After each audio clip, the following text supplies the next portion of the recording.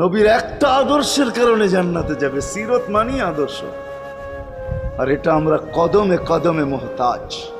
কেননা এই ছোট জীবনটা যদি গ্রহণযোগ্যতা পর্যন্ত পৌঁছাইতে হয় আল্লাহর কাছে, চাই নারী হই, চাই যুবক হই, চাই বৃদ্ধ হই, যেই মানুষই হই না কেন, যেখানেরই হই না কেন, যেই বাসারই হই না কেন, যেই বর্ণেরই হই না কেন, যেই পেশারই হই না কেন, যেই সোসাইটিরই হই না কেন, এই জীবনটাকে যদি গ্রহণযোগ্যতা পর্যন্ত পৌঁছাইতে হয় কার কাছে? দুনিয়া আলাদের কাছে না, মালিকের কাছে, যিনি এক ফোঁটা পানির থেকে অস্তিত্ব দিছেন, যার কাছে আবার আমাদেরকে ফিরা যেতে হবে।